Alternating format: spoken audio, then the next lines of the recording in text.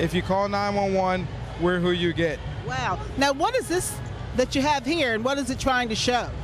What we have here is we have a display of one of the most common life-threatening emergencies that we respond to, which is cardiac arrest.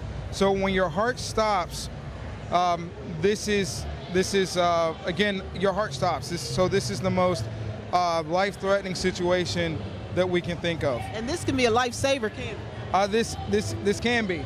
What we have here is our typical setup of our basic equipment, what we use. For example, this machine here is called an auto pulse. What it does is it does CPR for us.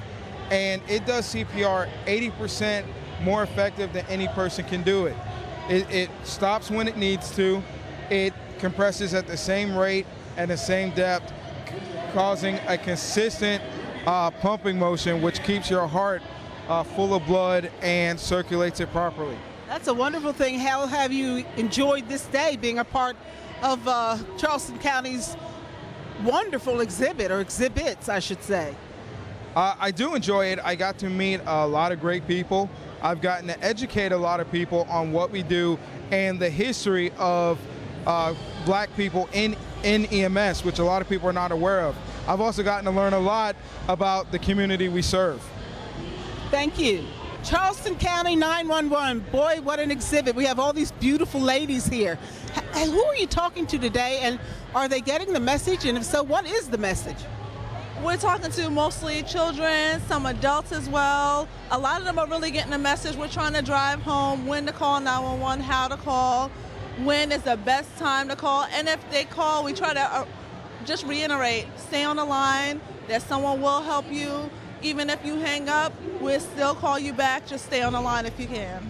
And you're getting through. I see all of these wonderful pieces of paraphernalia, and I'm sure the children are going to enjoy this and learn. Isn't that what it's about? Yes, definitely. The children, they're really enjoying the booth. They're liking the little arts and crafts and things that we have for them. They're enjoying the fact that they know when to call now. A lot of them were like, when do I call? Or if I call, am I going to get in trouble? The children had a lot of questions, so that was really, really good. Good job. Well, Miss Patricia, you've done quite a job here. Are you satisfied? I am. One of the things that I didn't think was going to happen is that we would be able to pull this off the way it was, and that it was different, and people were saying, well, how is this going to work? Well, you can see the traffic through this area has been phenomenal. The department representation is phenomenal, and we are getting the word out to the community about what Charleston County does in the community to enrich the community. I thought it was a good idea to call it a county square, because that's kind of old-fashioned, but it's nice. It has a nice ring to it. How did that come about, and did you accomplish what goes on a county square? Well, we are, because everybody's having fun. We're dancing, sort of. We are mixing and mingling, and that's important. But it came about because they said County Gateway. I said, Gateway? I said, gateway to what? Well, County Avenue. I said, avenue to what? I said, we are here. We are the presence in the community. We need the community to know that we are reaching out like a spider to everyone every time we do something, and that not only are we doing it, but we're doing it to the best of our ability for their satisfaction.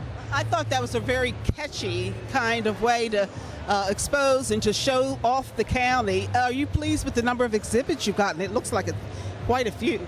Yes, I am. And even though we could have had more is not necessarily better. But the representation we have here is phenomenal because it bespeaks of what Charleston County is. There's a nexus in between where each booth is placed. There's a reason for it.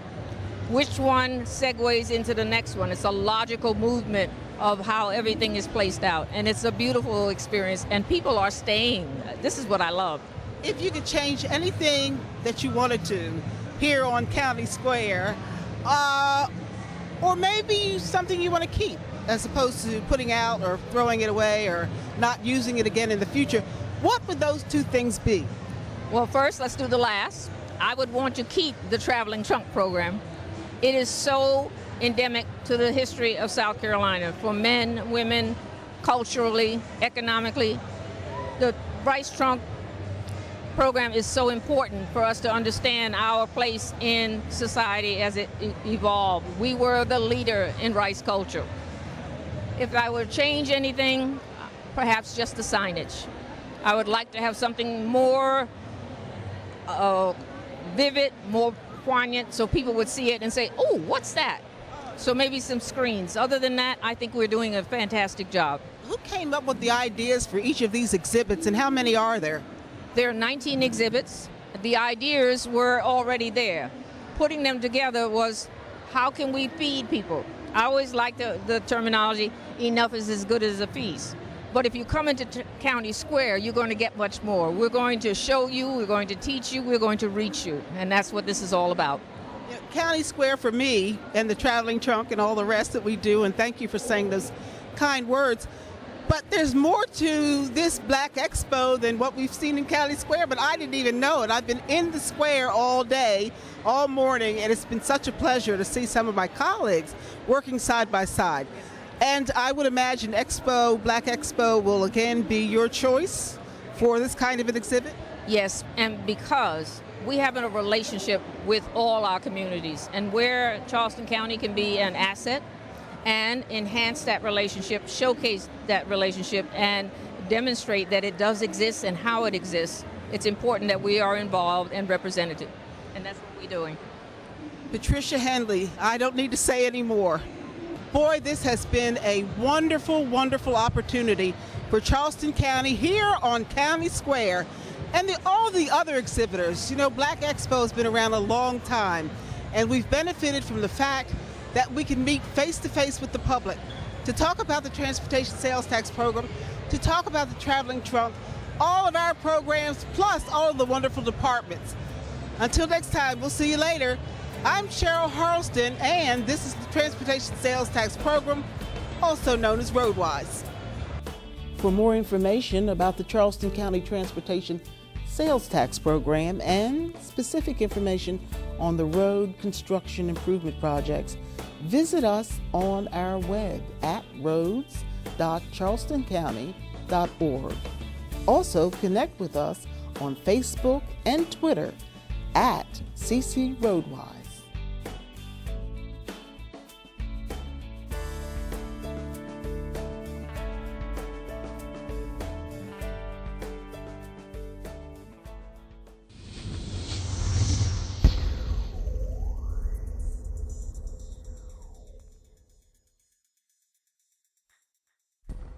Hey, Charleston County, let's recycle. Charleston County makes it easy. Recycling glass, aluminum cans, steel and aerosol cans, plastics 1 to 7. We recycle them all. And don't forget paper. If it tears, recycle it. Even cardboard. Recycle at work, at home, and at play. So whether you're using the 2 curbside bin system and separating, or the all-in-one roll cart system, keep recycling. Brought to you by Charleston County Environmental Management. Welcome to a brief overview of the Charleston County Emergency Management Department app. Let's take a look at some of the features, starting with information. Under this menu, you'll see emergency information, shelter opening and closings, evacuation routes, points of distribution, neighborhood distribution points, maps, power outages, and water and sewer disruptions. Special events info. Information pertaining to special events will be posted here and updated as more information becomes available. Also included here are road alerts. This will cover local and state road closings as well as bridge procedure for high winds. A few of these tabs can be used on a daily basis, including the local weather and certainly the Are You Ready tab. Under this menu, you'll see Community Emergency Response, Hazard Tips, and Family Plans. 2 other options to note are the Facebook and Twitter tabs, as well as Contact Us, where you can find basic information for Charleston County EMD, as well as our address and phone number.